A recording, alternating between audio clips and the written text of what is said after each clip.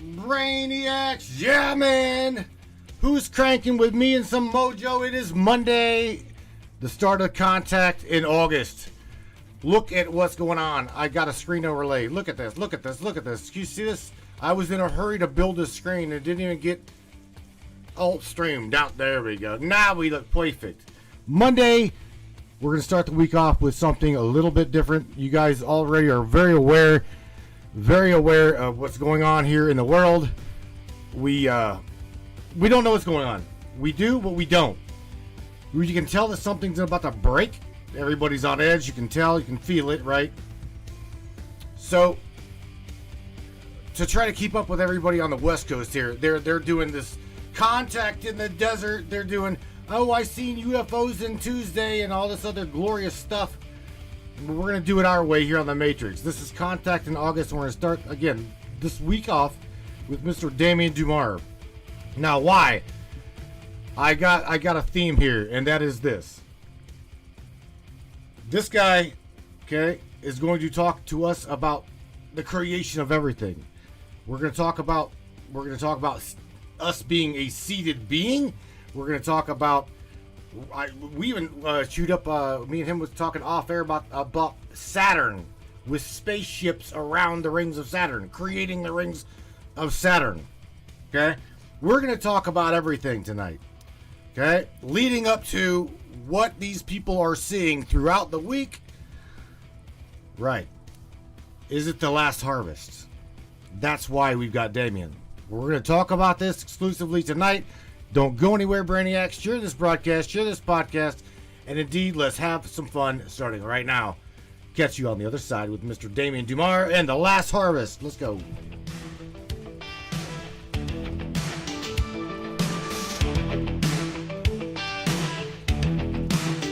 We're living in a world of smoke and mirrors, lost inside the twisted game. But deep within we feel the shivers of a truth they cannot tame. Neon lights and coded lies try to keep us hypnotized, but the field begins to tear, and we're breaking out of their snare. Reality is spinning, the truth is descending. We're tearing through the great disguise, seeing past the grand illusion, breaking free from all their lies. Welcome to the matrix of minds. We see through the shadows, leave the lies behind, breaking the fabric of reality's hold. We're the matrix minds, brave and bold. In the digital storm we stand tall, unveiling secrets they can't hide. The power crumbles, we watch it fall as we tear through their divide. Electric whispers in the night try to keep us from the light, but our spirits won't be chained through the chaos we've reclaimed. Reality is bending, the truth is descending. We're tearing through the great disguise, seeing past the grand illusion, breaking free from all their lies. Welcome to the matrix of minds. We see through the shadows, leave the lies behind, breaking the fabric of reality's hold. We're the matrix minds, brave and bold.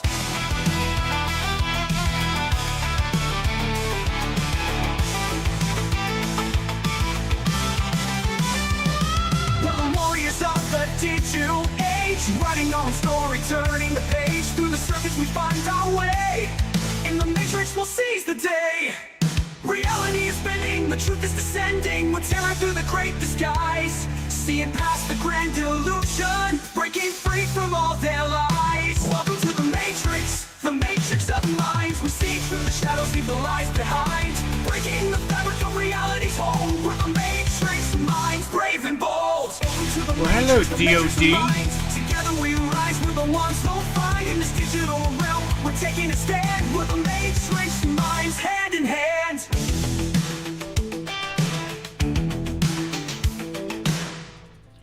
Yeah, Brainsters, Brainiacs. What's up, man? I got Mr. Damien Dumar below me.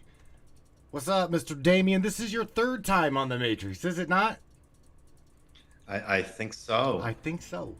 Maybe second. I think third though. You were Second time with you, because the first time was me, you, and Bradley, I believe. Yeah, the fellas had you. That's right. The fellas had you. Right. And I'm like, I gotta snag this fella. Yeah, I had to get in your mind, bro. if Let me ask you something. Whenever I talked about in the beginning of the introduction of the broadcast, is kind of the way I introduced you into the contact in August. That's not out of the question, is it? Or is it? Um, Leading up to what the hell's gonna happen? Is it gonna be the end harvest? Is what all of these glorious people seeing? Is it like, are they malevolent, kill you, eat your head off? What is it? time will tell. Time will tell. Well, Or as they say in Doctor Who all the time, spoilers. Yeah, see, that's the thing, man. I wanted to talk to you tonight exclusively because you have. I don't have any of your slides from your presentation. I do, however, have your YouTube channel linked in the description of tonight's broadcast. Okay, and I really, really encourage everybody to go there and click it, check it. You're getting all garbled. I think there's a bandwidth issue. Yeah, probably. Yeah. Probably. That's because of StreamYard. I could call you on Facebook Messenger and have no problem at all. Can you hear me? Yeah, it was for a minute or two. It was all garbled. I couldn't. I said I understand. could call you on Facebook Messenger and have zero problem. You want me to do that? It will take no time. Is it easy to use? Can I see what's going on still? Yeah. Mm-hmm. Yes. Sure, I don't mind. Whatever's easier for you, because if we keep having bandwidth problems, it could be problematic. Yeah, I could. Yeah, even them. There's saying it's frozen. Yeah, what I'll do is I'll just ring. I will literally ring you via the Facebook Messenger, and it will be no problem. Sure, whatever works best. I'm not too familiar with this tech, but okay. Just smash the allow button on the video. Yeah, you'll see. Take no time. I'll see you in just a second. So I should leave the studio and you'll hit me up on Facebook? Yep. Okay, I'm leaving studio now. All right. All right. So just hang tight. What I'm gonna do is I'm gonna go up here and I'll literally just add another screen and get Damien back up in here. It's the problematic thing happens whenever we got too many screens open, and then we've got lag.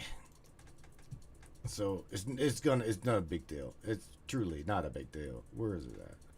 Damien, and it's right here. And I need to smash my allow button here.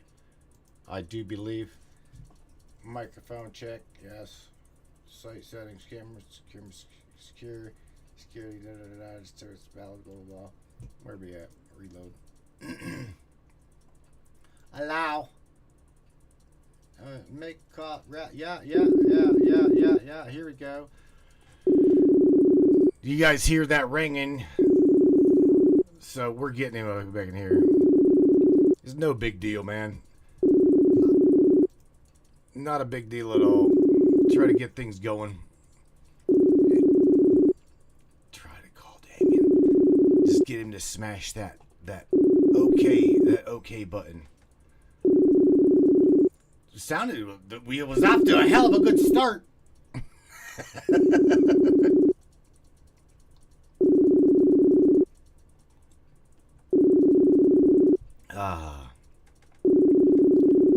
Come on, Damien. Where'd you go, bro? One ringy. Yeah, that's right. One ringy dingy.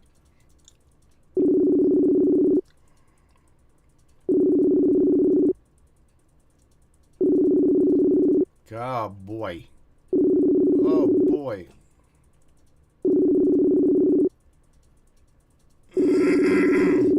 Mr. Greg Carr is up in here. I can't say Mr. New York now. Nope, he's Mr. Florida.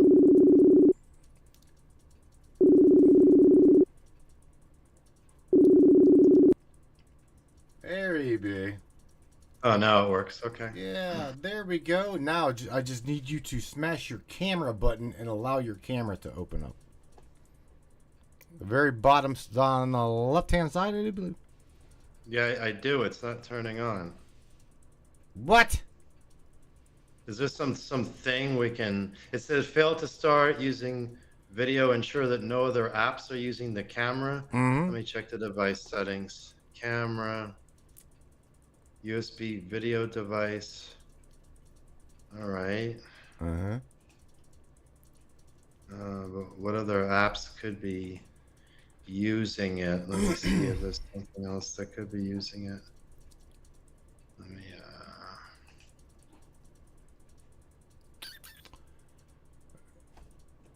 Maybe. Let me try to find if there's another app that might be using it.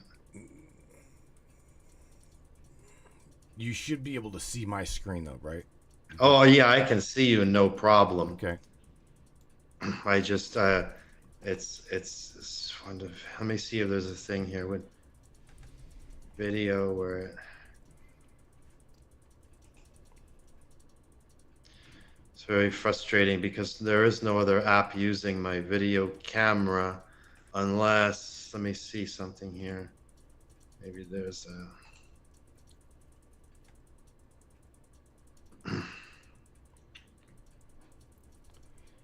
Is it? Do you have two browsers? Out of curiosity.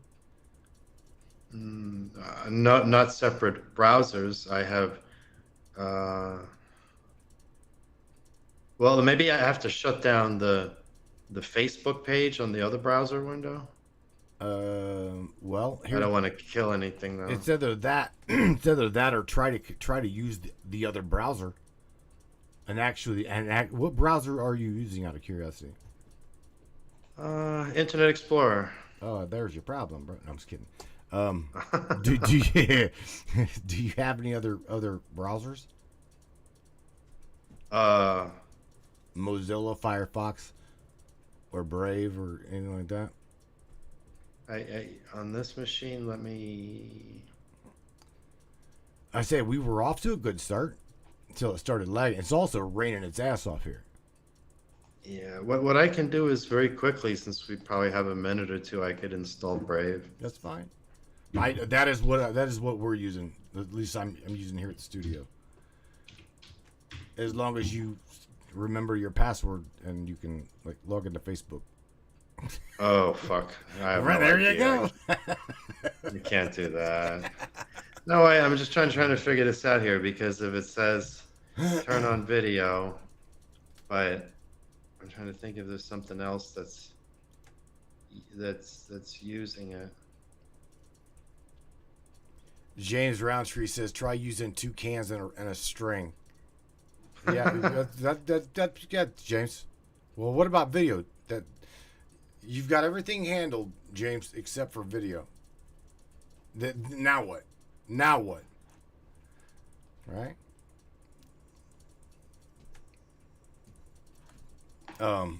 Mr. New York was coming here to say hello. Mr. Greg Carr, I haven't seen him up in here in a long time. Close out. It says make sure you're out of StreamYard. I thought I did, but let me see. Maybe I'm not. Michelle says close it out and come back in. Yeah, you can do that too, Damien. You can just close close all of your windows out. Right? Close all of your windows back out. And open. Oh, 1 second. I think I see something. There's a StreamYard thing. I left, but I'm on a StreamYard page. Let me just get out of that. Maybe that'll do it.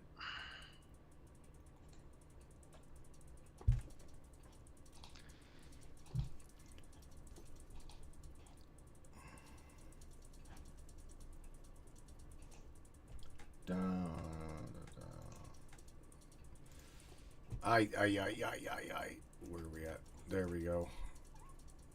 Usually there's no technical difficulty at all, but I had to say, I think I'm gonna make it easy for Damien and just give him a link into StreamYard. Boy, did I screw up! I should just keep it the technical way. So you want to go back to StreamYard? No, Send me hell the no. link? Hell no.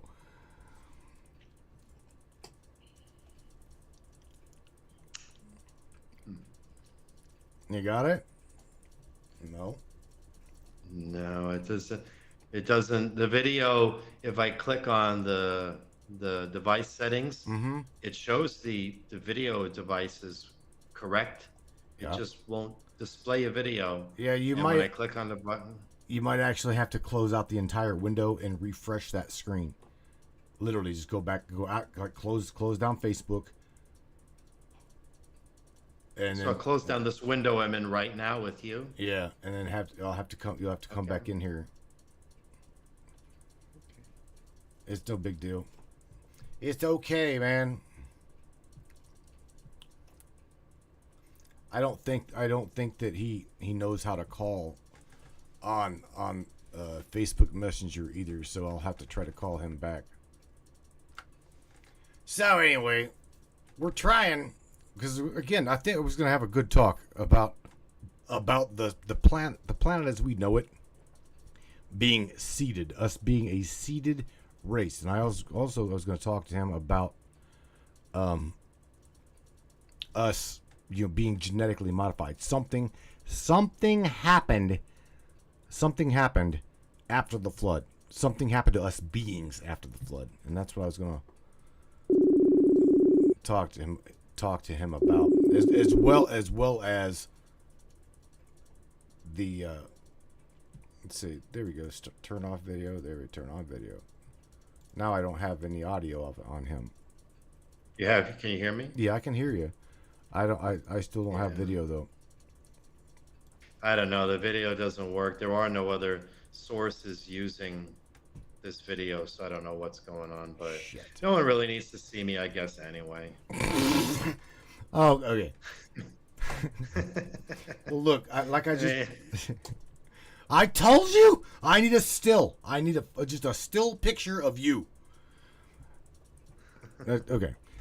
Like I was telling these guys, Damien, I was trying to talk to them a little bit while you were off air, and tell them that there was something that happened to us as a species here on this planet after the flood. It looks like whenever you like do research on Adam and Eve, and the biblical context of Adam and Eve, something happened to humanity, but after the flood. Number one, we're dumber than shit. Number two, we don't age nearly as long. Something happened. Modification of some sort. And I was wanting to talk to you about that. The maybe even the seeding of the planet, because you get into that a little bit on in your discussion on your YouTube channel, if they go back and they watch that. Correct. So I don't even know where to start other than the beginning. Well, okay, as far as when you say that something happened to human beings, there's definitely a lot that happened to human beings, and the main thing that happened to human beings was Lucifer. So when what we today would call modern humans were engineered, one of the things that was done, as you pointed out, was the lifespan was truncated. So why was the lifespan truncated? Because it's very hard to acquire any sort of wisdom or realize the matrix you're living in if you can't exceed 100 years.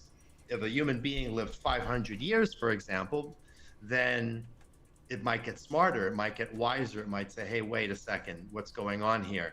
So if you get killed off before you hit 100, then the chances of that happening are, of course, far slimmer.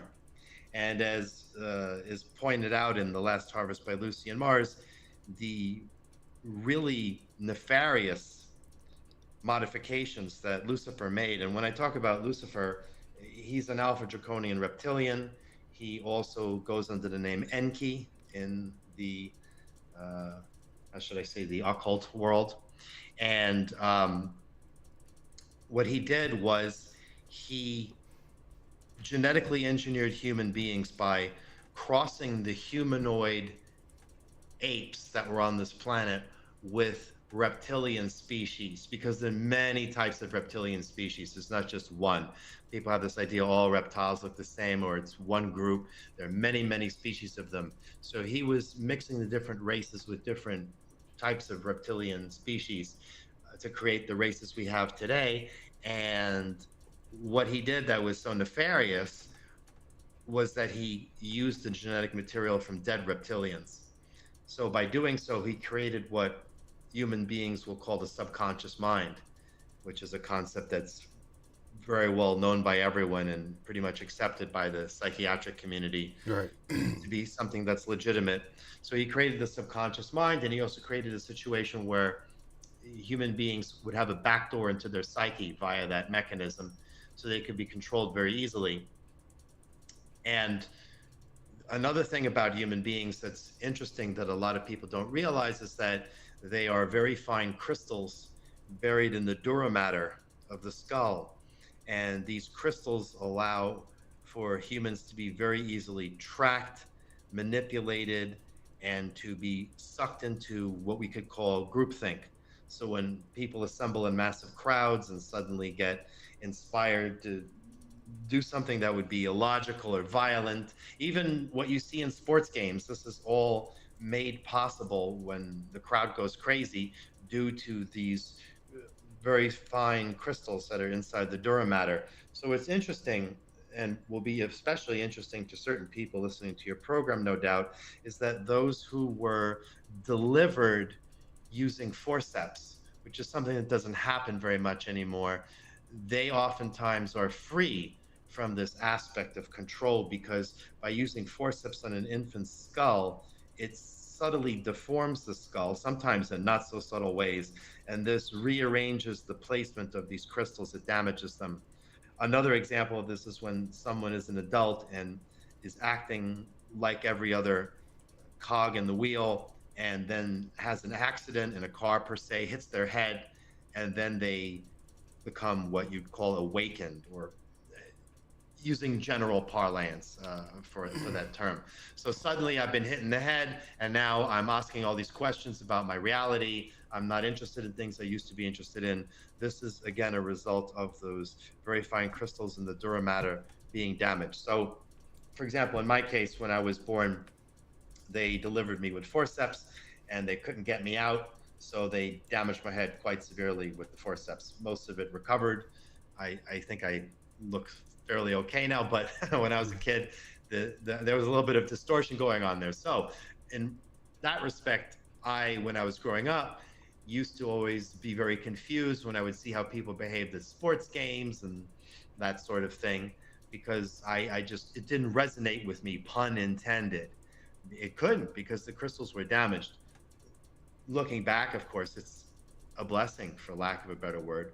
And even at the time, I didn't feel like there was something terrible about it. I didn't know what was happening. I just knew that I couldn't relate to what was going on. So I bring this up to your audience because these are some very concrete examples of modifications that were done on human beings. And it also helps people to understand a little bit about themselves and why they think the way they do, because they're being influenced through their subconscious minds and through the crystals in the dura mater, among many other avenues. But those are two big avenues where this influence occurs.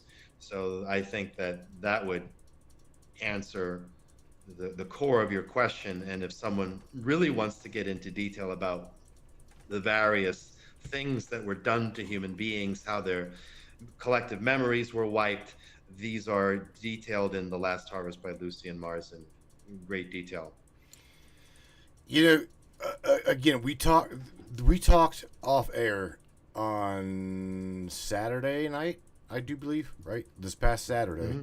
And I talked to you for almost an hour and 15 minutes about just random stuff. However, you and I also, this is where I want us to take the content of what you just said, okay, and wrap it into, again, the rings of Saturn being seeded by these massive ass ships, okay, because there's something. Here's the thing: you said that you believe that. I'm just curious, out of curiosity, you believe that the human race was seeded by Lucifer. Am I right? Correct. And when I should just want to interrupt this a little bit here, because when I say the word Lucifer, it brings up all kinds of thought forms. Right. I guess you could say in people, they start thinking in terms of Demons and shit. hell and right and biblical and the key point here is that Lucifer was an Alpha Draconian reptilian. Now he had special privileges, I suppose one could say, in the sense that he wasn't just an ordinary Alpha Draconian reptilian, but he is also not Satan nor the devil. He is a different being, and when he was engineering human beings, he was doing it along with Satan. So they were working together, and Satan, of course, is also an Alpha Draconian reptilian, although a certain class of Alpha Draconian reptilian. I don't want to get too technical into explaining the history of these beings, but all you're doing is leading up to we are a technologically advanced, genetically modified something. pretty much. I mean, cut and dry. That's what we are. And it's very obvious to me, Damien, that it's like, here's the thing, the smartphone, right? People today are like, ooh and ah over the new smartphone, the iPhone. Gotta have it. New Samsung Galaxy, gotta have it. Technology, ooh. But this, to me, in my psyche, if what you said is true, cut and dry, this technology of a Samsung, an iPhone, whatever the hell we have, is absolutely obsolete. Sure. This is just shit compared to what we have the ability, or they have the ability to produce, reproduce, and hide from the human being. Sure. Yeah, the technology is, as I've said before, several 100 million years more advanced than ours. So I believe when I was, the first time I was on the show, it wasn't your show, but it was the show with Jim Andre and Bradley Powers. Bradley Powers. And at one point, Jim Andre made some claim that I disagreed with, where he was talking about another extraterrestrial species that was working to help human beings. And I said, okay, well, which extraterrestrial species is this? And he's like, well, I can't tell you. I can't let the enemy know. Well, guess what? Nothing in your mind is private. Right. They can read everything. You don't have to tell me. Everyone knows who would matter. You can't hide it. It's when people talk about, well, I'm behind a proxy, or I'm behind a firewall, or I'm using DuckDuckGo and they can't track me. It's the tracking system goes above and beyond anything that relates to your cell phone or GSM towers. It's really not difficult at all to track anyone, and part of it is because of the crystal lattice work that's inside your dura matter. And even in people with whom that is damaged, there are still other ways they can track you. It's just a little bit more of a nuisance, I suppose I would say. So in a way, it's when we were talking earlier about the planet Saturn, I'm a little bit agitated. There is one reason that it would have been good to have my camera up. That's because I could have showed to your audience some of these books here. So I'm just going to read very quickly. Okay. One of them is a book called Saturn, The Secrets of the Extraterrestrial Engineers. And it's written by a guy by the name of Pane Andov, Paneandov. So I think that is a fantastic book that everyone should read. You can pick it up on Amazon. And then there is a much older book that was written in the 80s, I believe, called The Ringmakers of Saturn. It's by Norman R. Bergrun, Bergrun. And the reason these books are very important is because they cover an analysis of the data that was retrieved by NASA's Voyager 1 and 2, and later the Cassini probes that went out to study Saturn. And when it comes to the Cassini probe, at least half of the data has been censored. No one is allowed to see it.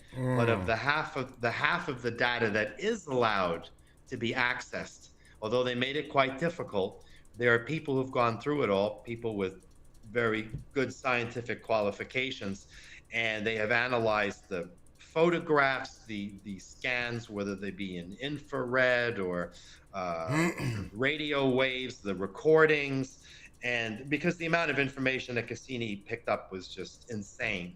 And what they have discovered is that the rings of Saturn are completely artificial, and they are not only made, but they are maintained and continue to grow uh, as a result of massive extraterrestrial spacecraft. We're talking spacecraft that is as long as several planet Earths in diameter and as wide as the distance between New York City and San Francisco. And these ships are somewhat organic in nature. They're not technology like we have seen, and they are constantly creating these rings. And the planet Saturn and the rings itself act as a giant transmitter, and Cassini has proved this beyond any sort of doubt because they've recorded the transmissions, or at least some of them, on the frequencies that they were looking at that are coming out of this planet. So Saturn is actually the planet that broadcasts the matrix that human beings find themselves stuck in. And this matrix, it grows because the rings of Saturn keep growing. And it's not just that they recorded spacecraft creating these rings, they recorded all sorts of gigantic spacecraft that were refueling there on the moons, docking, going in and out of the planet. The information that's in this book is really amazing, and it's a book that few people talk about. And I think that anyone who is interested in the types of topics here should, besides reading The Last Harvest by Lucien Mars, they should get these two books, because these, again, are books based on fact, not someone's speculation. This is the analysis of the data, the endless data that was brought back by these 3 NASA missions that specifically were studying the planet Saturn. So another great book that people can look for is The Saturn Myth by David N. Talbot, Talbott. This book is basically out of print and impossible to get. However, someone was illegally publishing it or republishing it and selling it on eBay. There are a couple people who are doing that. So they got a copy of the original, they repressed it themselves, and they sell it. And I suppose the original publishing house or author doesn't care, is no longer alive. And naturally, when you read this book, you will realize why it's out of print. And it is because it goes into great depth about the influence of Saturn in ancient times. And so one of the topics covered in the book is that, well, why was everyone worshiping Saturn back then? And the reason is that Saturn was actually the second sun of this planet, and that Saturn is not a planet, it's a burnt out dwarf star. And before the fall, that planet was, well, I call it planet because today we refer to it as a planet, but Saturn was actually up in the sky at all times, so it never was truly nighttime. So even in the time of ancient Egypt, people would look up into the sky and they would see the planet Saturn. So this is important information because Saturn is also another name for Satan. So Right. it's Satan who is the author of the Matrix, and not only has he created this artificial reality that people live in, but Lucifer then genetically engineered people so that they would remain stuck in that matrix. So an example again of someone asked me the other day in a podcast, said, well, what traits do humans have from reptilians since they were hybridized with them? And of course, the simple answer is that the traits of fear and anger have been amplified for the purposes of control and triggering people and making them more susceptible to mass hypnosis. But what's more important with respect to the Matrix are the reptilian traits that humans did not get. And an example would be that reptilians' eyes can see into the 4th and 5th dimensions. So a human being's eyes cannot see past the 3rd dimension. So therefore, a human being is incapable of seeing what he is actually trapped in. Right. So um, one example I like to give is that if you were on a battlefield in the Ukraine and you could see into these other dimensions, you would see entities there that are feeding on human beings' death and suffering. Oh, isn't that interesting? It's How? one of the reasons why humans are always driven to go to war. And what's interesting is that in Saturn, The Secrets of the Extraterrestrial Engineers by Panayandov, they have photographs of the vehicles that actually absorb energy and draw it back into the matrix. Because what the matrix is, one of its main purposes is it is a farm through which energy can be extracted. And what is brilliant in a diabolical fashion about it is that when the animals, meaning you, are slaughtered, you just come right back to reincarnation. So there was never really a loss of the food supply. So Right. this is what the matrix is, and it's important to have this understanding to realize what is unfolding today. So when we look at this idea, how if we're watching the news or listening to the news today, again they announced another patient that Elon Musk put his neural chip in, and Oh God.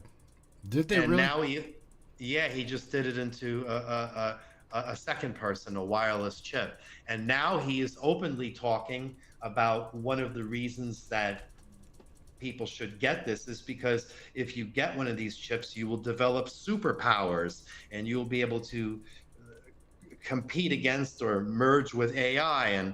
And this is, of course, the mark of the beast, and this is what Satan wants. And the way this ties into the last harvest is, well, on the Georgia Guidestones, when they state that 90% of the population needs to be reduced, some people will say, well, what about the 10% who survive? And it's not really about those who survive the upcoming depopulation as a result of a World War III and weather control and viruses. No, the 10% is actually the infants from the planned upcoming baby boom. So when Donald Trump talks about he's going to create freedom cities, well, if you're familiar with George Orwell's 1984, which has been pretty much banned now, we know that freedom is slavery, everything's reversed. So he calls them freedom cities, and he intends to offer financial bonuses to encourage people to have as many children as possible. This explains why some people would point out, well, Damien, you talk in the last harvest about how the elite are always saying the planet's overpopulated. So why are the elite like Elon Musk now talking about making as many babies as possible? Why is Trump in his Project 2025, again, the year 2025 keeps coming up, why do they talk about banning abortions, morning after pills? Why do they even frown upon condoms? I've read the entire 1,000-page document, so I'm not saying something that I heard in a video from someone who didn't read the document. I've read the entire thing. And what is this obsession with banning abortion? Right. The reason is because they need to make sure they have as many infants as possible as the culling unfolds, because it is infants who are the ones that can be hybridized and enslaved. An adult, you can't really hybridize the adult, but you can hybridize the infant. And that's also where the microchips are going to go as the prime audience. So they've done surveys and asked people, what do you think about getting a chip in your head? And not even 10% of those interviewed would even consider something like this. And Elon Musk knows this. So he is backing Trump because he understands that if Trump gets into office, and again, I'm not a Democrat or involved in politics, I'm just focusing on Trump because it's a special case here. Great. He knows that he can accelerate the plan of putting chips into people's heads, because Elon Musk, he is working for Satan. He wears the Baphomet costume. The reason he calls Twitter X, which from a business decision is completely retarded, is because X is another symbol for Saturn. And This is why his children even have X in the name. This is why he pushes the chip in the head, the mark of the beast. This is why he warns you about AI, because, hey, they give you a fair warning, but the guy's warning you about AI, yet he wants to stick a chip in your head. Okay, Right. whatever. We get it. And this is the issue. So things are now coming to a head, and some people have asked, well, is there going to be a sequel to The Last Harvest? No, there's not enough time. But Lucien Mars did author a few articles, some of which I've reprinted on thelastharvest.info. And one of the more important articles is that Lucien, using what's called the Chemia of Saturn, which is a form of reptilian mathematics that represents a holographic reptilian computer code, has determined that the exact date of Saturn, or Satan's, Isn't it funny how whenever he says exclusive, hang on, you're gonna have to repeat what you just said, because the moment you really start giving dates and things is when they literally just fade you out and can't understand. Okay. So repeat. Okay, I will say so. Lucien Mars has stated that Satan's return will be on September 20th, 2025. Okay. And if people are interested in how this was calculated, they can check out the article, because without the visuals to go along with it, I couldn't explain the mathematics behind it. Now, David Nash says Trump didn't write it. He doesn't endorse it. Right. This isn't exactly true. Trump said he's not affiliated with 2025. If you read Project 2025 in the foreword, you will see that more than half the authors are on Trump's staff, were on his staff, are advising him. So Trump, who lies every time he opens his mouth, is very much aware of Project 2025 because they fund him. The billionaires who have funded Project 2025 fund Donald Trump. It's just the way it is. But do you see this? This right here. This is where I'm at. Yes, she is correct, but Damn there's right. a slight exception here, and I will point out what it is. It is true that both the left and the right are owned by the Greys and Satan, and they're created to create division, just like all religions were created by the Anunnaki, and Anu is another name for Satan. The thing with Trump is that when people vote for Trump, it is a vote for the acceleration of the inevitable. So in other words, if Trump didn't get elected, what is laid out in The Last Harvest will still come to pass, but a vote for Trump is an acceleration into this direction and will have consequences that people will not enjoy. So the issue here, of course, is that Donald Trump has it set up that the election will basically be given to him no matter what happens. So even if Kamala would win the election, Trump will still become president. Why? Well, first of all, Trump said in a recent rally that to the Christians, he said, you should all go out and vote. This is the last time you'll need to vote, because after this election, you won't need to vote again because we have it fixed.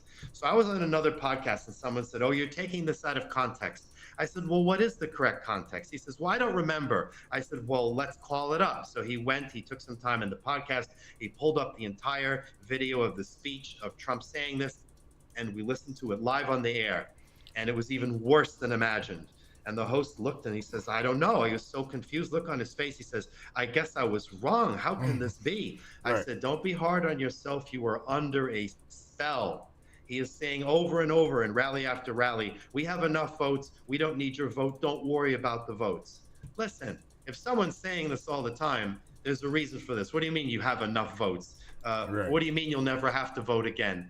And because if anyone remembers Bush versus Gore, there was a situation where some states contested the election results and ultimately got kicked up to the Supreme Court. And we all know that Trump has stacked the Supreme Court. So either way, Trump is going to end up being president. But still, whatever you do, it still matters. It's not like people sometimes take this attitude, well, what's the point? Well, nothing matters. Well, no, things still do matter, because you ultimately are judged by your own free will actions. So it's not like doing the right thing does not go unnoticed. I agree even with if, you. I totally agree with that. And some people will say, oh, are you all Democrat, progressive? No, of course not. Neither. I'm just pointing out the obvious, because a lot of people, well, they don't really see the obvious. So uh, this is the situation that human beings currently find themselves in, which is this impending genocide and this idea of, well, the last harvest. Literally, what is the last harvest? It's the next crop of infants, the next generation. That's the harvest that they wish to turn into slaves, or at least that's the intention of the Greys to do so. Now, will it work out this way? No, of course not, because what the elite don't realize is that the Greys have promised them, if you carry out this agenda, then you will end up ruling this planet with us. But that's not what will happen. The Greys will exterminate all of the elite. And then when that's done, then at that point, the other extraterrestrials will come in and start to exterminate the Greys, because this planet is extremely desirable. And they're not just going to let it go to waste. Damien, here's the thing. Even coming from the dark side, you being of a darker nature, me being, I try myself to stay on the middle path of, I could go chaotic at any moment to these people around me. I love people. Don't get me wrong. I love people, and I love this world that we're in. The environment, the world, the creation itself. I love it. Okay. However, I as well as a lot of people up in the chat, we see the illusion for what it is. Or at least I would like to say that they do. Okay. Where I'm at myself is I am trying very hard to run and walk down that middle path, because like you've received some of my text messages, dude. I've had some bad days where I could like take the head off my neighbor. Okay? Sure. Blow my truck up. I mean, you just at any given moment, just at the drop of a hat, turn dark. I'm talking like just let the anger, let the chaos, just let it come out, right? However, and then on like Monday or Wednesday, I'm preaching, right? Because it's just how I am. I love people. I love the environment. I love my world. And I love God's creation. Okay, the absolute all-father creation. All is. If it created, it all is, God created it, then it is as perfect can get. However, in the same breath, I'm going to say it's tainted. Somebody is tainting it. They will piss in a completely clean pool. Somebody in our matrices of here will absolutely distort our reality, pee in a completely clean pool, right? And then they'll feed you shit and tell you this is a ham sandwich, dude. Where are we at, man? Are we in a... Yeah. Is it truly just a matrix or an illusion of what possibly could be? Because, well, good. Like I said, Satan is an example of a being of darkness who is in rebellion against the Divine Father.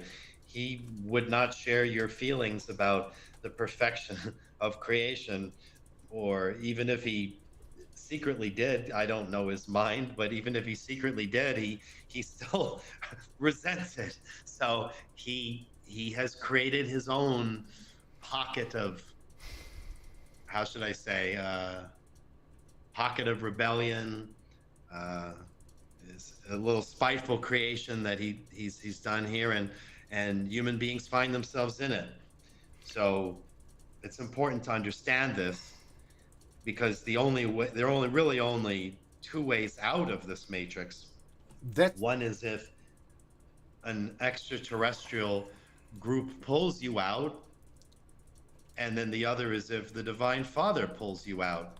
If that doesn't happen, you remain stuck in it. And what people must never, ever, ever do is take a chip implant of any sort. And Elon Musk isn't the only one doing it. British Telecom has a chip as well, and the name of it is Soul Catcher 2025. I mean, who would name it that? Right. It's insane that British Telecom would call that chip that, but they're letting you know what it is. Right. So, right. And there will be a time in the future when the chip will be forced on you. So if we all remember Fauci at the end of the pandemic, he said, well, no one forced you to take the vaccine. And people got very angry. They said, what are you talking about? If I didn't take the vaccine, I would have lost my job. If I lived in certain countries in Europe, I wouldn't have been able to go to the supermarket and buy food to eat. I would have starved. Mhm. And that would be correct. But still, nobody forced you to take the vaccine. And It's important to understand this because this is what will happen with the chip. There will come a time in the future where they will try and force you, in quotes. They'll say, well, we didn't force anyone, but they'll say, if you don't take the chip, you can't access your money, which is now all digital. You can't buy food. You can't participate in society. And at that point, you're better off taking a gun and blowing your brains out, because you're not going to get in trouble for killing yourself, because you'll be saving your soul. So if you make that decision with your free will to put a chip inside your head, at that moment, you become a slave, you lose your soul, you get damned. And even when Satan is destroyed, which one day he will be, you will still be screwed, because you'll be floating out there in the void with a chip in your head, and it is just there's no coming back from it. And so this is very important. People need to know this. This is what the plan, and you must resist it at any cost, unless, of course, you don't care about your soul. Some people don't believe there's a soul. Many people are atheists. That's their misfortune. But for those who wish to listen, I'm telling them what's coming and what they're going to be faced with. Damien, do you mind checking what Shay September here says? She says, What did she say? She says it's an artificial time because of me bitching about the world we're living in being not the true reality that I or you would probably want. She says it's an artificial timeline overlay. Well, there was a lot I could say about this, but I don't want to go down a rabbit hole too far. The important thing to understand is that this reality, this matrix, is an artificial construct. She is correct that it is overlaid. She's not wrong. It is an overlay, but I don't want to get too much into the technicals.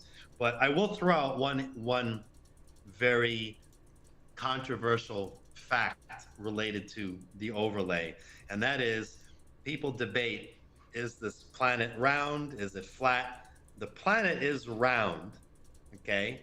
The Earth is not flat. However, the matrix version that we live in is actually the planet is square. Wait. You can't detect it. Wait, what? The planet we live on is actually, as we experience it, this overlay, right? This artificial world called the matrix. It's square. You can't detect it. It's impossible. The system doesn't let you see it. You will always perceive it as, oh, it's round, or however you perceive it, flat. But in reality, it's square, because square is symbol of Saturn. That's why in Mecca, everyone marches in a circle around the black cube. Why are they marching in a circle? They're retracing the rings of Saturn, and Saturn is represented by the black cube. When you see pictures of the battlefield in Israel, a lot of times you'll see Israeli soldiers, or very religious ones, they have a black cube attached to their forehead with a strap. What is that? It's a symbol for Saturn. And Christians are no different. In the book of Revelation, when they talk about the new Jerusalem coming down, it's in the shape of a cube. Over and over, it's Satan.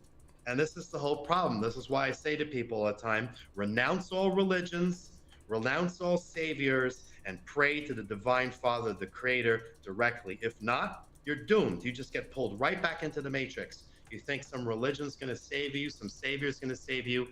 It's not going to happen. These are all the creations of Satan. And I know this pisses off all the Christians, especially with their Jesus nonsense, but you keep yourself trapped in the matrix unless you renounce all that and go to the Father directly. There's no reason to go to any savior who can't save you anyway, because you ultimately are responsible for the consequences of your actions, because you have free will. There's no such thing as a magic sin eraser where you can just, oh, the Savior is going to come and wash away my sins. You're smoking crack if you think that. There's no one in the universe. There's not a single extraterrestrial civilization that believes in such garbage. Every extraterrestrial civilization out there believes in one perfect creator, whether they're light or dark. There are none of these religious nonsense. There's no idea of a savior. No one knows who Jesus or Muhammad is. It's all nonsense. So this is something that people need to be aware of, and I'm not going to try to convince someone if they want to argue with me, and it's fine. You said, I am dark natured. I'm not here to save anyone, Right. but I'm here to tell you a little bit about what's going on and put the eviction notice on the door, so to speak. Put the eviction. Get the hell out of here! No, here's the thing. This is remember, for anybody that's wondering. Whenever we were talking off air, and Damien had an interview on this on another broadcast, guys, like finally at the end of the broadcast, like, oh, I can see that Damien was of the Love and Light, and you're a really good guy. Damien's like, what the hell is wrong with you? Now, here's the thing, though. This is where the guy got that you are of the Love and Light is because you were, again, like I tried to tell you Saturday, you're a teacher. You're trying to explain what it is that you know about the matrices here, so that gets convoluted into, or dilute. It gets, I guess, misinterpreted because people see things through the lens that they're most familiar with, and it's definitely not a common situation. Someone like me speaking about these things, so they put it into whatever framework is most acceptable for them, and that's fine, because the most important thing is the message. It's not me. I mean, it doesn't matter really if someone sees my image or not, or information is information. If a junkie on the street corner gives you a great piece of advice, it's still a great piece of advice. So I also bring some very good information, because listen, David Icke is of the light, and he says a lot yes. what I'm saying. Yes, here. He does. He has taught a lot of what I've said today. David Icke has said, but what David Icke does, which is a disservice, is he then sits around, and his get out of jail free card, so people don't get all depressed, is he says, well, but in the end, we're all infinite awareness, so it doesn't matter. No, we're not infinite awareness. We can't even see past the third dimension. How can we be infinite awareness? Oh, we're infinite awareness, but we're slaves on an energetic cattle farm. This is ridiculous. But what else is David Icke going to say? He has nothing else to say. And I'm not trying to diss him. We have to give him credit for all that he has done. Oh, yeah. But we also have to point out this idea that, oh, it's all going to be okay because we're all infinite awareness and we just have to be aware of everything and we're going to be free. No, it's not going to happen. Miss Rachel Robinson, which will be one of our contactees tomorrow night, she points out a really good thing here. She's like, this is a very dark reality, and LOL, we won't help them create their reality. See, it's people like her as well as myself that I don't. It's not that I don't. Like I told you, I'm on a very beautiful planet, very beautiful place. This is to me a glorious creation in the utmost way. However, there's somebody in this matrices tainting it, whether it be broadcasting from the rings of Saturn or the Illuminati here on the planet. Somebody's pissing in our pool, bro. I'm being serious. That's what I'm going to continue to go back to is now here's the thing, the distortion, right? The distortion of this reality that we're in. At what point does it end? And then after that, what is the end? Well, what we call the matrix ends when the Father says enough, when it's the time for it to end. He's a perfect being, and he has reasons for keeping things the way they are until he decides they no longer should be that way, and that's when it will end. But the point is that you don't want to put a chip in your head, because then it's never going to end for you. It's not good, and you have to make choices. I'll tell people another little thing here. So everyone has probably read The Lord of the Rings by J.R.R. Tolkien and seen the movies, and people have been reading that book and enthralled by it since it was written in the 1940s. I don't remember when it was written. So J.R.R. Tolkien, of course, much like his friend C.S. Lewis, was a member of secret societies. So the question is, well, what is the Lord of the Rings actually about? The most important question: what is the one ring to rule them all? That ring that Sauron forged with the text on it. And the answer is that the one ring to rule them all is the ring of Saturn. That's what it is about. And Sauron, what does that name sound like to you? Well, it sounds like Yeah, Saturn. what was a lot of people don't know this because it requires a understanding of Tolkien's universe as a backstory. Um, we'll get to Rachel Robinson's quote in a second, question in a second. So, what Sauron's goal was that he thought that the creator's creation was imperfect. He judged it. He had a problem with it, and he thought that he could make it better. But how did he think he could make it better? He thought he could make it better by taking away their free will and turning a creation into a clockwork. And that's exactly what Satan intends to do by putting chips into people's heads. So this J.R.R. Tolkien was telling people about this world we're in now. And if one reads The Saturn Myth by David Talbot, you will learn more about the expression Middle Earth.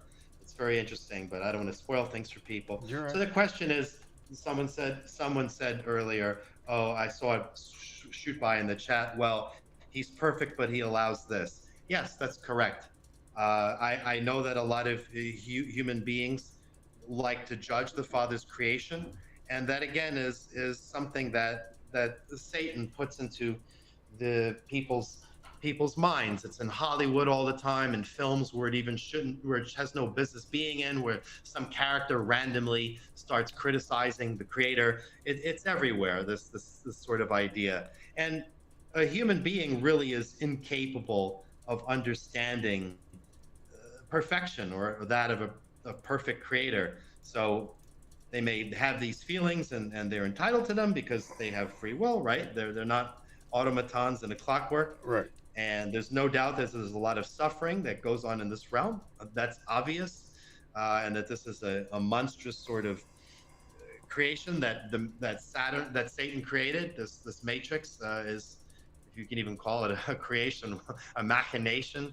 It's a monstrous thing, but that doesn't mean that the Divine Father is somehow imperfect because he allows it, because he creates both dark and light to serve purposes in his creation. You can't have a creation without darkness and light. You can't have all light, just like you can't have all darkness. Right. So I agree with this. It's up to people to either get over that or not. It's if they don't, that's their misfortune, not mine. I have a tendency to agree with James Roundtree, who says we as the human being, we're the participant here, are the ones that allow or disallow. I have a tendency to agree with that. However, I'm going. However, I also have a tendency to believe that, though, like you said, these spaceships, this is what leading into the end of the week, I'm telling you, this is where I'm wanting to go with you now. And that is, when we do try to rebel, like James says, and we are in control, the moment that we really truly think that we can rise up and overthrow these beings, these entities, these reptilians, these greys, whatever the hell they are, I literally think that they've got the power to, like, evaporate a complete continent. They don't give a shit about the human being, dude. They truly don't. Well, here's the thing about we allow this. This is an important comment, because had human beings collectively gotten together and really rebelled against this and reached out to the Galactic Federation, they would have stepped in and changed things around here. But they don't, because they have this non-interference policy, and at one point they went to when the Greys were going to the leaders of the world like Eisenhower, the Galactic Federation had their own representative telling Eisenhower, don't go for this. Don't fall for what the Greys are promising you. There are better options. And Eisenhower was like, no, I'm going with the Greys. So he basically made a decision for people. But now some people would say, well, no one ever told me about this.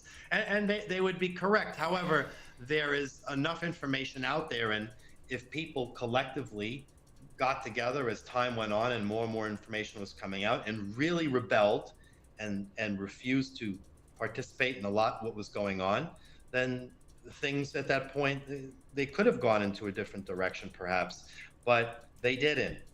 And so now we're left with what we have going on here. And at this point, the Galactic Federation is not going to step in. See, another good point from James. I thought no one was coming to save us. That's correct. Yeah. So this is we band together as a collective consciousness, I guess, and say, "Oh, help us, Galactic Federation," and they'll come help us. Well, at one time that was possible, but not anymore. Not anymore. No. Again, I'm just asking questions. Again, I don't know. I don't claim to know it all, and I love the way you look at things because it's your interpretation as well as your view. Okay, I also like the way you do politics. You don't really give a shit about left, right, whatever. I mean, I've seen not at all. Right. The Trump thing. And I'm very much aware that a lot of what I'm saying here, I have no way of proving it. So anyone can say, "Oh, how can you say the Galactic Federation is not coming to save us?" I can't. I acknowledge that I couldn't prove that to you, but I'm obligated to tell you that anyway. Right. So here's the conundrum. Shay September says the Galactic Federation are not the good guys. She says the Guardian Alliance are the good guys. Here's the thing. I frankly don't give a shit. That's truly the way it is. I don't myself. I want whatever is good to present itself. No, there's Shay. Here's the kicker, and I might offend you, and like I told Damien, I might offend him, but it is what it is. If his story resonates with me, I'll let it resonate with me. With what you say, there's no way. What he just said, there's no way for him to prove it. So by you saying the Galactic Federation are the good guys, are not the good guys, but yet the Guardian Alliance are the good guys, you can't prove to me whether you're right or you're wrong. This is true. This is what I just said is absolutely true. And again, I didn't mean to offend you by saying that. But there's absolutely no way for you to prove what you just said. None. Right. Yeah, I acknowledge that. That's why I always say the last harvest is divided into two parts. The fact that the elite want to kill you, that is provable. Very provable. And the elite believe in extraterrestrials and are carrying out their intention. And NASA knows extraterrestrials exist, not just because of the Cassini and Voyager missions, but because NASA has laws that are reprinted in the back of the last harvest governing your contact with extraterrestrials. And for those who don't want to read it, let me tell you that if you have contact with an extraterrestrial, NASA can, if they find out about it, grab you, imprison you without due process or a trial for an indeterminate period of time, completely subject to their whims. Now, why would they write laws like this? Well, part of the reason they write these laws is because they are worried that people may start to establish, at least in the past when they wrote these, establish relationships with extraterrestrials, and maybe those extraterrestrials would then step in and say, well, enough people have voted in this direction, so we're going to take this as a chance for us to step in. So they want to block the competition coming in. The reason 9/11 happened, which is in the last harvest in great detail, is because another extraterrestrial species called the Verdants was planning to make themselves known on this planet and present human beings with a choice. Now, would that choice have been in humans' best interest? No, not at all, because they'd want the planet for themselves. But they would have still changed this planet in a very different direction than it was going now. They would have taken it away from the Greys, and the Greys didn't like that, which is why 9/11 happened, to try to obstruct it all. And things would have been different. So other extraterrestrial groups are all vying for this planet, but They want the planet. You're just in the way. Mm.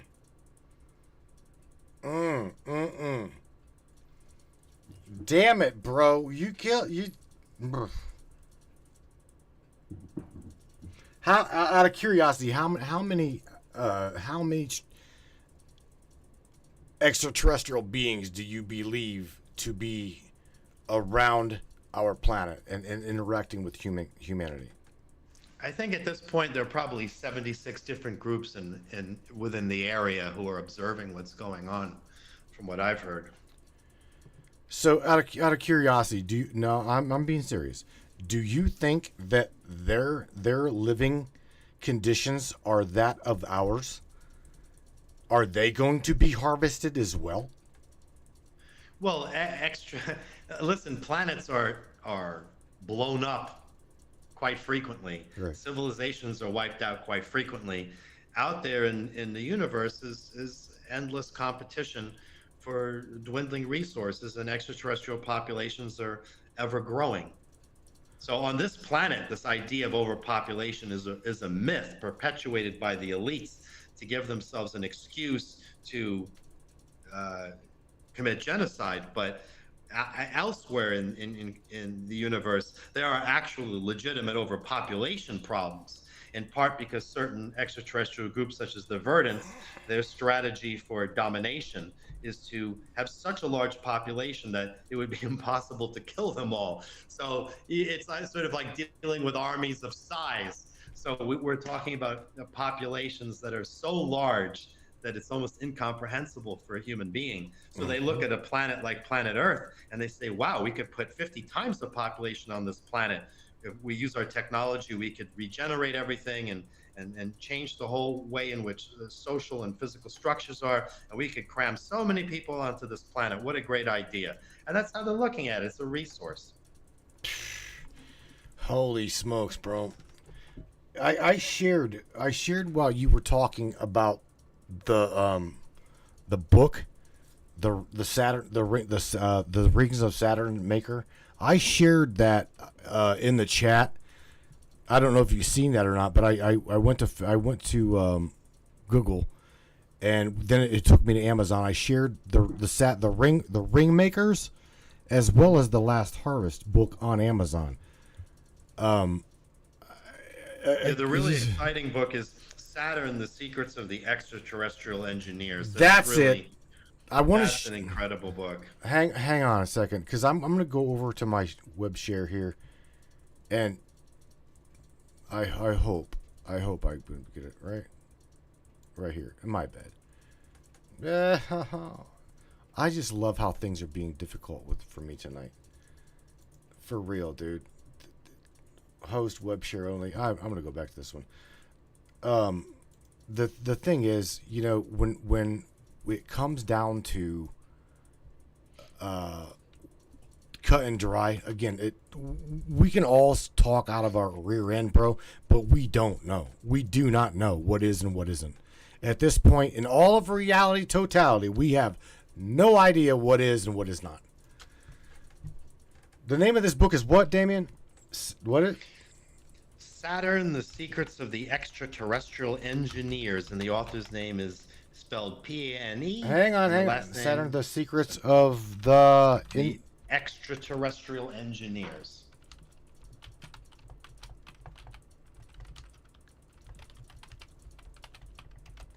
All right. Saturn: The Secrets of the Extraterrestrial Engineers. All right, that's fired. I found it on Amazon.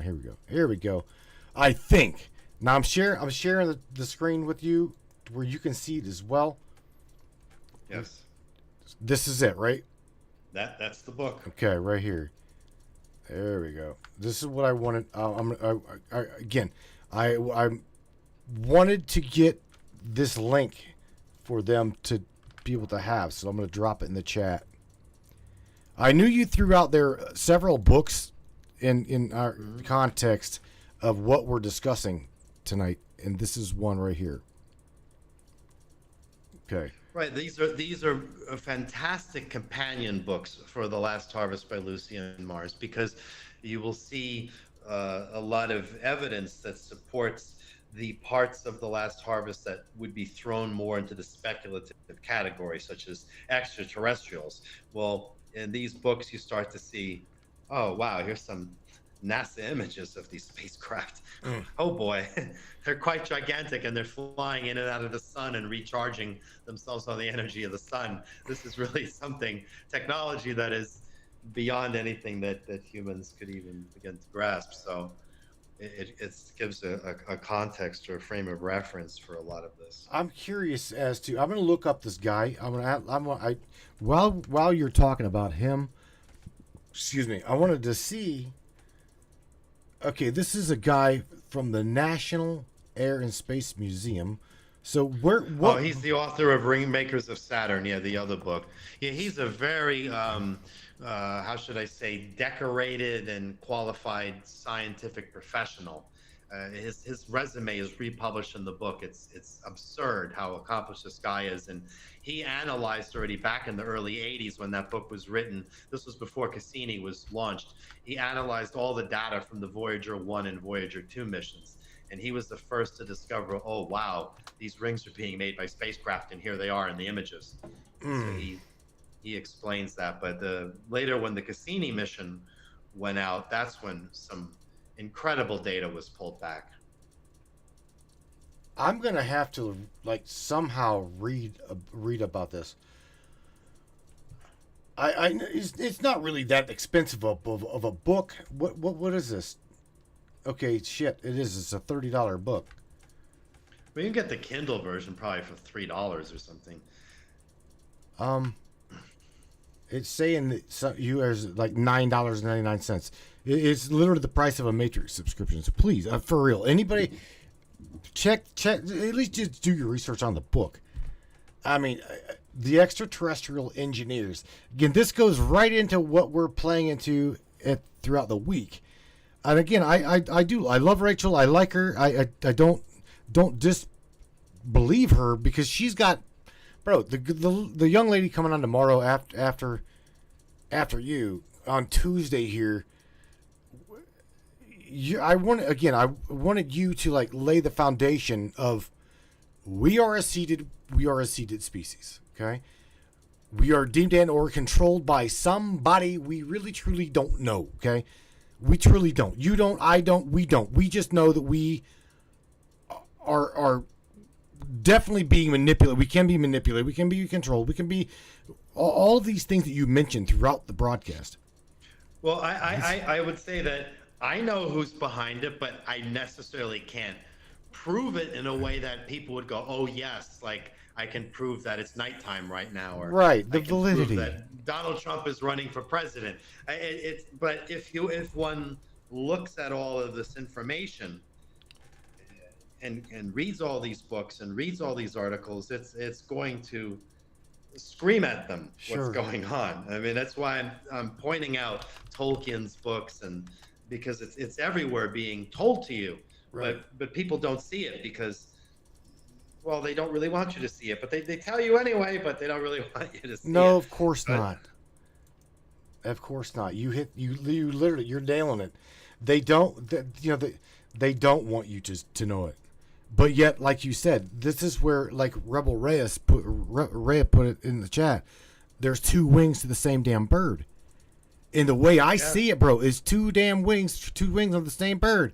They're both. You nailed it the other night by saying the elite's trying to gaslight you and say, "Oh, we've got it," while they make their bunkers and they're going to kill you in the process. Where they themselves. They too are chicken food. At the end of the day, of course, the elite are once they're done, they will be killed, and once the Greys kill them off, the Greys will be killed off next. And you can hide in underground bases all you want; it's not going to help you because the extraterrestrials who will be coming to really clean this place up, they're not screwing around. Right. And they will go right through into these bases and wipe out everything. Oh, no doubt, bro. No doubt in my mind. And this is the, I guess this is the stupidity, right? Is we've got the elite, we've got people like Elon Musk, Bill Gates, blah blah blah blah blah that know what's going on. Okay, do you believe that there's people on the planet that know what's going on? You do, right? Well, there are people who know what's going on, sure. Okay, so they know what's going on, and that they're still building bunkers, doing this, doing that, sacrificing children, all kinds of other shit within our matrix here. But yeah, they literally still think that they're going to survive. I mean, no way, dude, no way. This is the arrogance of these people.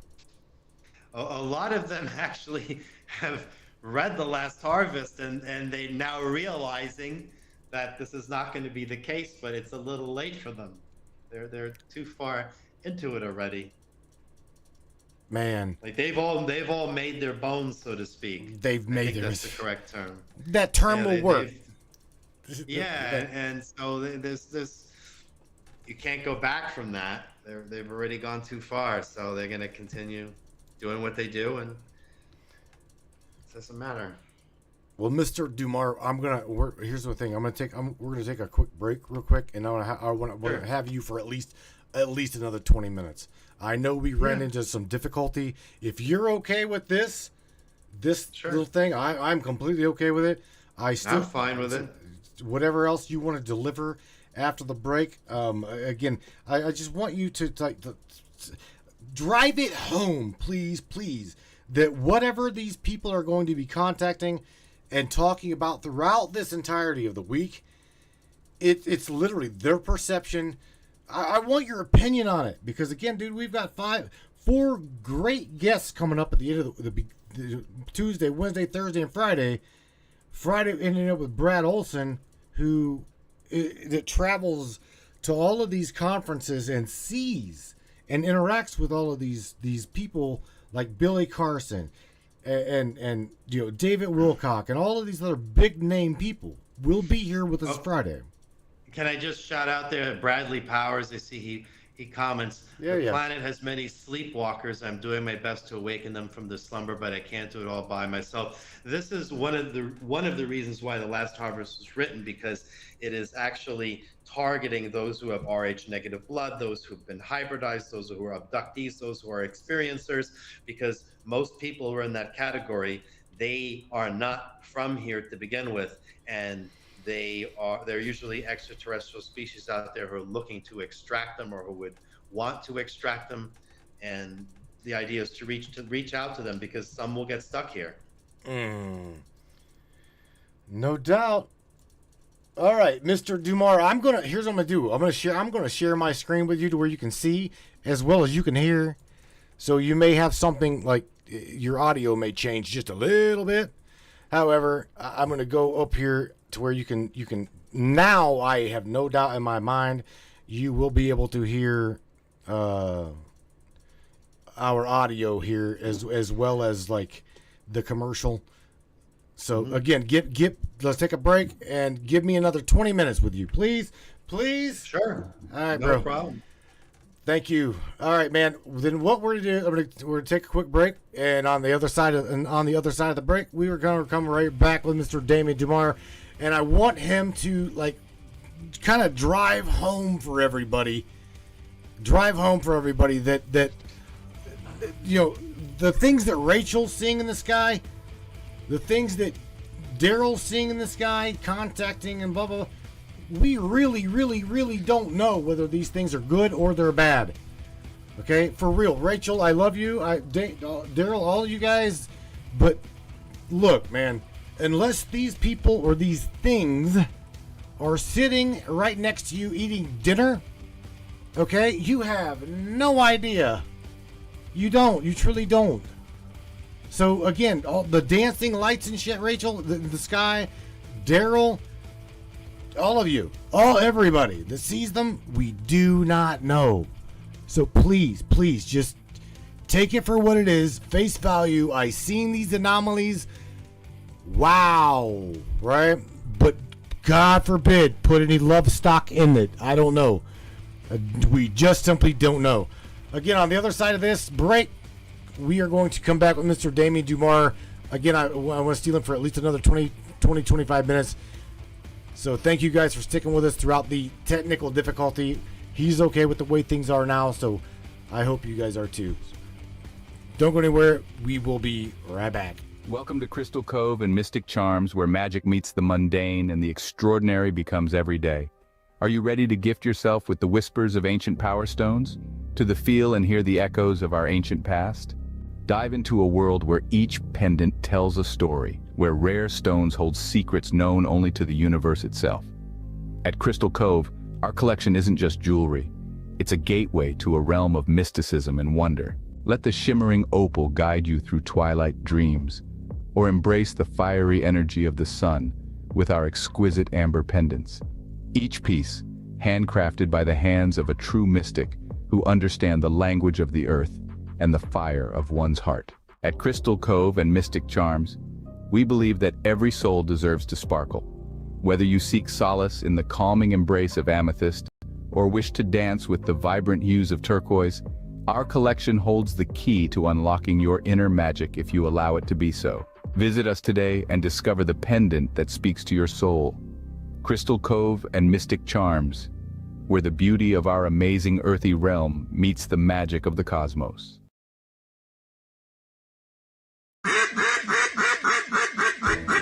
Hey everybody, Austin here with Colorado Custom Game Calls. Are you looking for a game call for your upcoming season?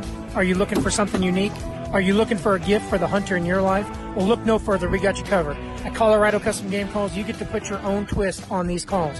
Whether it's waterfowl hunting, big game hunting, predator, or turkey, we got you covered. So be sure to hit us up on our Facebook and Instagram or on the web at coloradocustomgamecalls.com.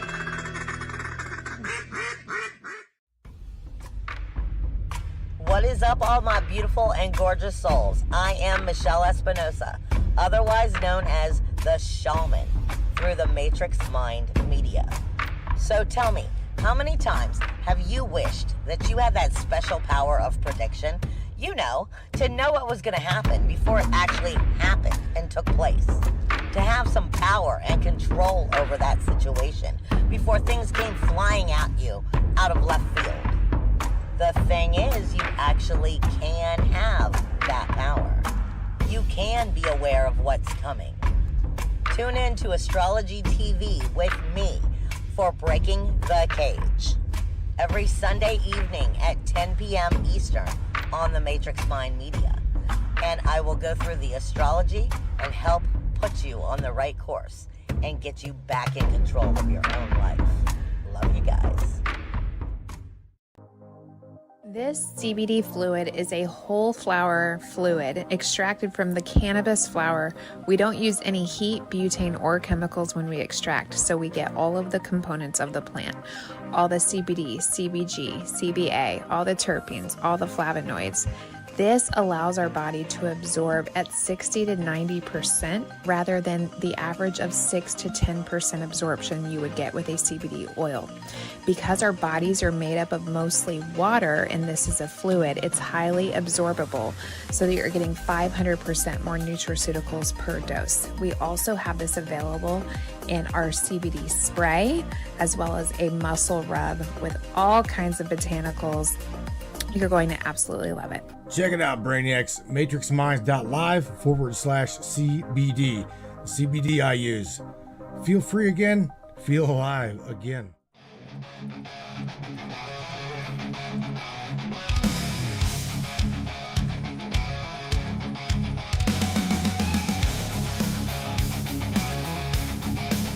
Yeah, brains.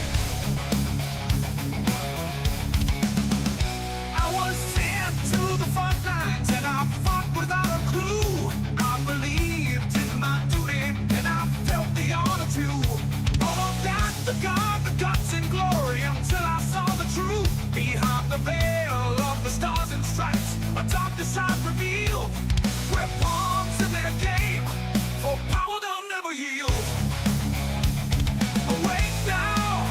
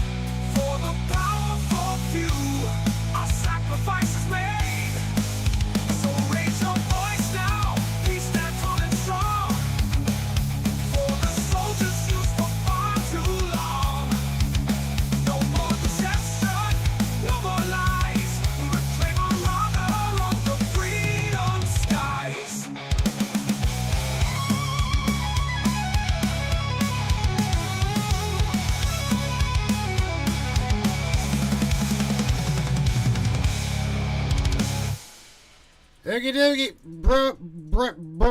Brainiacs, yeah, man. All right, we are back on the other side of all of this with our friend Mr. Damien Dumar. Again, I got him for at least another 20 minutes. We got in late, primarily because of technical difficulty. But I'm gonna go ahead and stop sharing my audio to where he will not have a feedback. So I'll do that right now. And there we go. No more music, Damien. But here we are once again. All right. You're back with me, right? Let me make sure I got an audio check on you. Yes? Yes, I'm back. And for some reason, the text of the people's comments is now super clear. It was very blurry earlier. Ta-da. Morgan Roundtree's like, damn, I know the lyrics now. You're welcome. Thank you. They came straight out of the head of this Matrix crazy man. All right, Mr. Damien, here's the thing, bro. I wanted to touch with you prior to you leaving. Okay, again, how do you feel about what we are witnessing today with the alien abductees, contactees? Because again, throughout the rest of the week here on the Matrix, bro, is gonna be all of the above. It's gonna be contactees, witnesses, abductions, you name it. Where do you stand in all of this, and how do you feel about it? Well, everyone has their own experiences, and if they are what you call in quotes experiencers or abductees, and the tricky thing with being an abductee is how do you really know what's real and what isn't? I'm not saying this in the sense that someone who is saying they are abducted is crazy. No, definitely they've been abducted, but what exactly happened, that's very difficult to say, because the technology that's used is very advanced, and what they're capable of doing to you with respect to altering your perception of the experience, blocking your memories, inducing certain experiences in you, it can be very confusing. That's why a lot of people have this idea, oh, the Greys are friends, because the Greys presented themselves in that way and created that illusion about themselves. So what is the truth when it comes to any of this? Well, it's hard to say for every individual. You could say they have their own truth, but that's not really true, because truth is still truth. There is a truth or reality to what is happening. It's just that it's hard for an experiencer to know what it was that happened. And there's a vested interest in a lot of these extraterrestrial groups who abduct people and manipulate them to get them to see something to be a certain way when it's not. And these cases are all on a case-by-case basis. It's hard to say. So if someone goes onto your show and says X, Y, and Z happened to me, yeah, I'm sure from their perspective they're telling the truth. What that means, that's open to debate, which is why I encourage people to read books like not only The Last Harvest by Lucian Mars, but these books on Saturn, because hopefully it will give them a better picture about what is actually going on. Well, again, I wanted to make it clear that even though that you are of that darker energy or of the darker, that still does not mean that you are not a good dude. Every single time I've ever talked to you, you treated me with respect. You treated the community with respect. You seem to care about their best interest. So whether you be of the dark or not, thank you for the heart that you have to share what you share. And I mean that. Because something's made you do it. Well, it's my mission, so to speak. Your mission. Yeah. I don't even want to go into missions.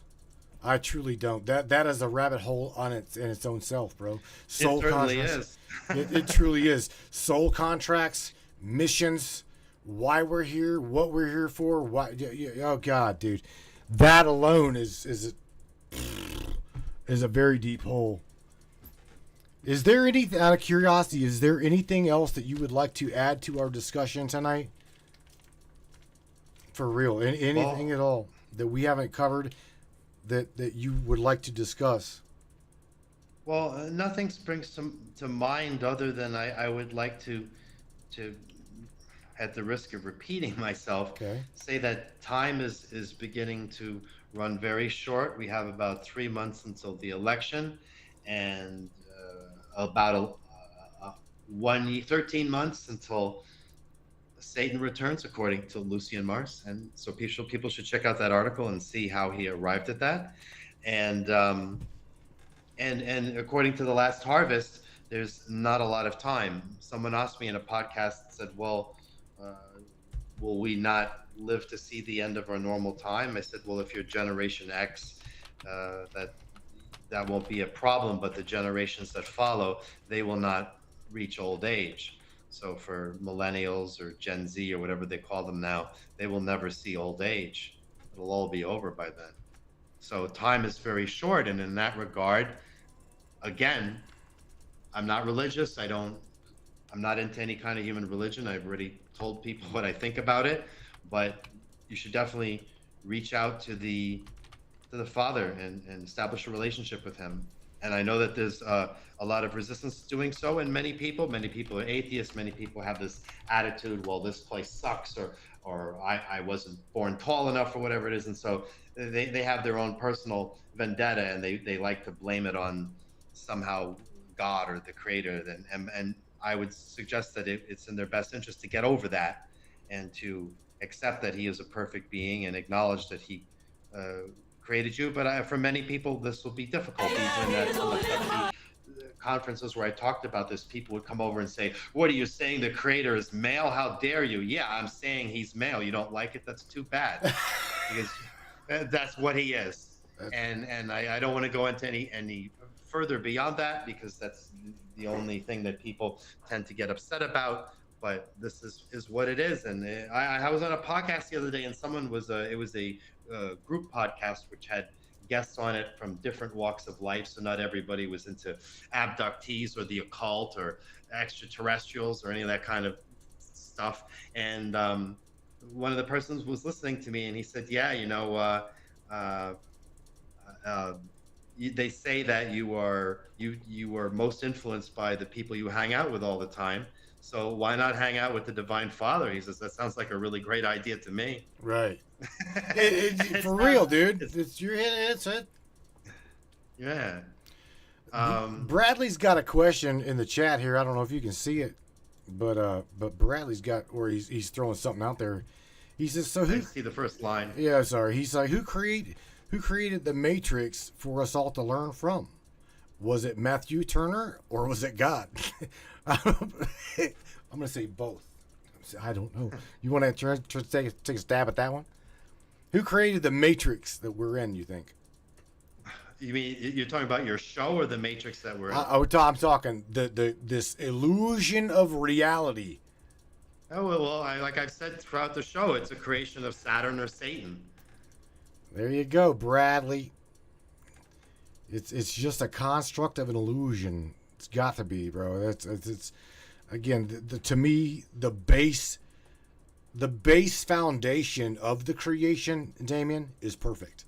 I look at nature, and I'm like, this is a beautiful planet filled with amazing, beautiful things. But then whenever you look at the underlying, you ain't got to go far down the beach of North Carolina, bro, to see that people suck. The beach is contaminated. We've got in the ocean what the hell is it? We've got a big dumpster floating in the ocean. There's some really bad people here, bro. You know what I'm saying? I didn't create it. I know you didn't create it. It is what it is. And one of the reasons that people sometimes struggle with the idea of perfection is because they interpret in their mind perfection to be the absence of suffering. Like, well, if there's any suffering going on, then obviously it's not perfect. And that is one of the one of the big stumbling blocks they have, because they look at things from that point of view. Just like a lot of people have this idea when I talk to them that what free will means is that you're free from the consequences of your actions, and that's not what free will is. All right. Lee Grantham says Matt is really just CGI, and Ava the AI is who's really running the show. He might be. That's good right there. Absolutely great. All right, man. If nobody else got any questions here for you or myself, I'm going to go ahead and let you go for the evening.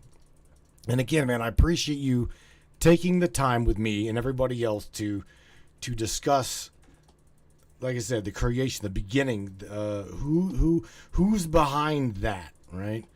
And then again, leading up into I have no idea, dude, where this week is going to take us, because this year I'm doing all day, not all day, but every day this week.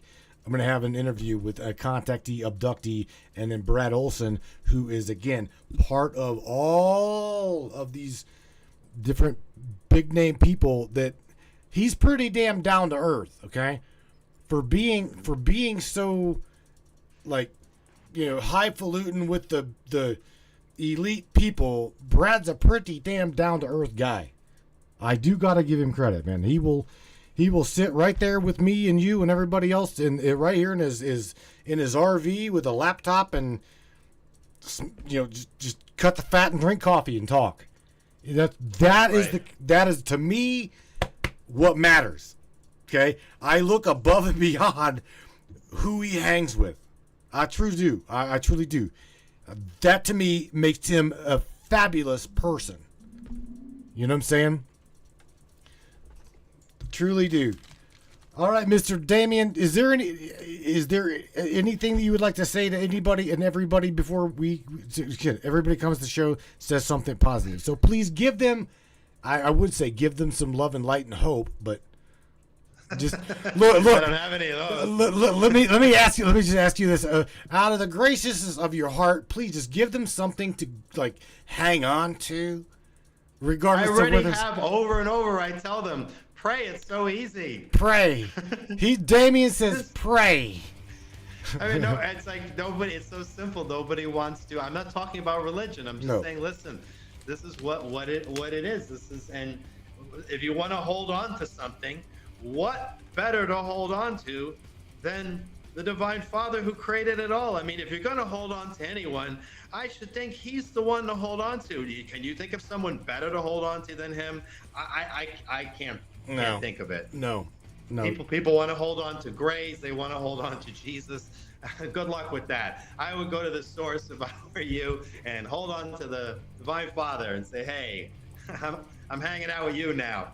That's it. And that's, I think that's the ultimate takeaway from this. I agree with you on that, man. I truly do. Go to the source. Go to the source.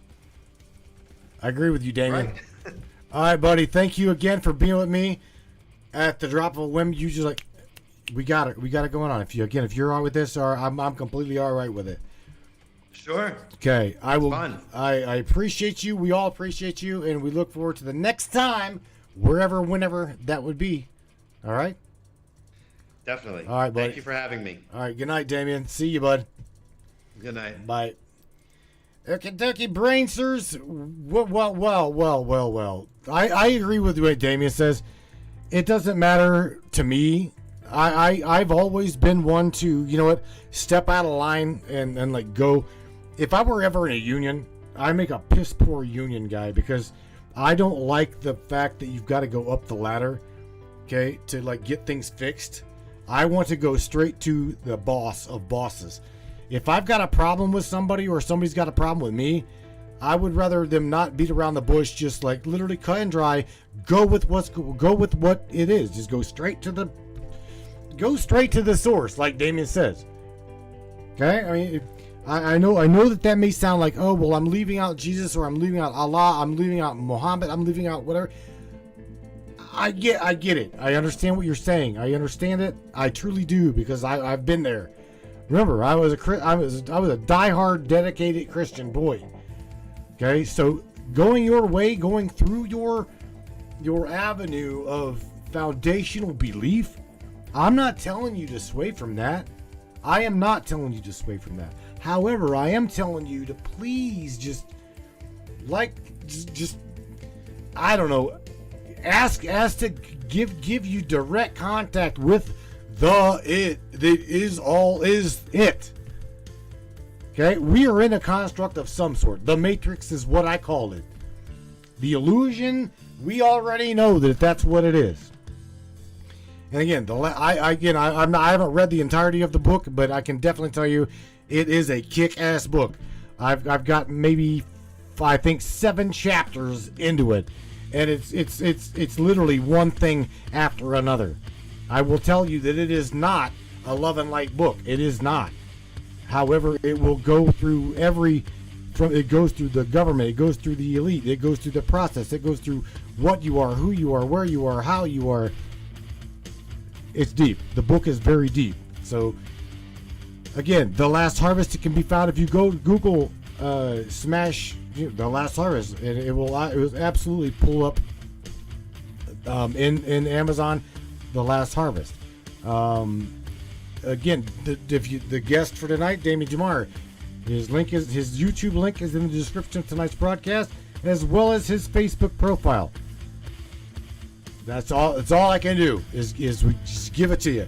Again, this is only Monday night. This is the start of 4 other days leading up to the 5th day with Mr. Brad Olson of the Contact in August. Tomorrow night we'll be with Miss Rachel Robinson. She was in the chat tonight. Great girl, great experiences, and tomorrow night we will be touching base and talking with her about those experiences. So with that being said, Brainiac, you guys enjoy the rest of your night. I will catch you here tomorrow night at 10 o'clock Eastern Standard Time, 9 o'clock Central, 7 o'clock West Coast. We're going to compete and stomp your ass West Coast time. Until then, you guys be good, be safe. We'll check you guys tomorrow night. Good night, everybody. We're in the Matrix. We're in the Matrix. We're in the Matrix.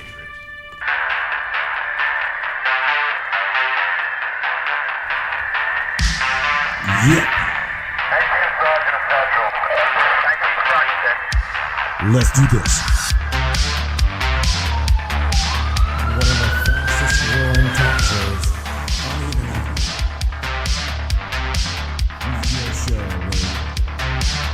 Welcome aboard the Matrix Minds. One of the most controversial conspiratorial shows on the web. The Matrix Minds. And that's right. Buckle up, everybody. Let's go. Paranormal, huh? Conspiracy, huh? Ufology, hidden Egyptology, and anything and everything we can get our hands on. Let's go. Welcome aboard.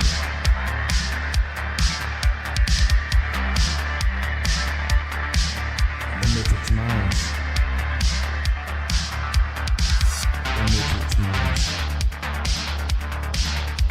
Your show. You take the blue pill, the story ends. You wake up in your bed and believe whatever you want. You take the red pill, you stay in Wonderland. And I show you how deep the rabbit hole goes. All I'm offering is the truth. Nothing. Stay in Wonderland. All I'm offering is the truth. Nothing. Stay in Wonderland. All I'm offering is the truth.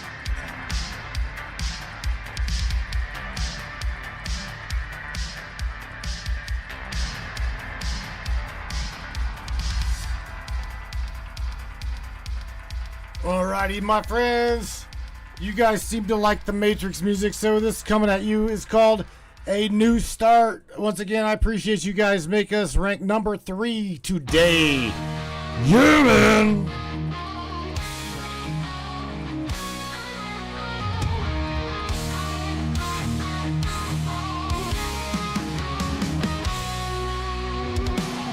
Woke up today feeling low.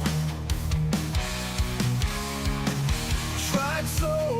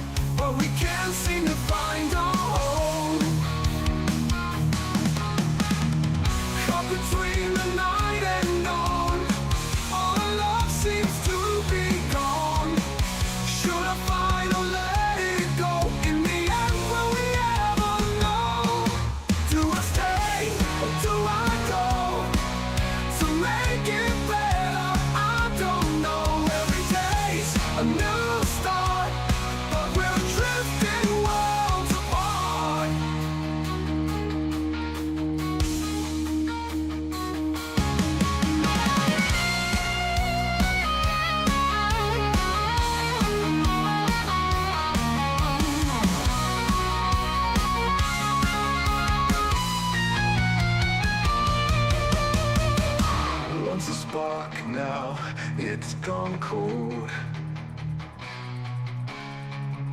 Promises that have grown old.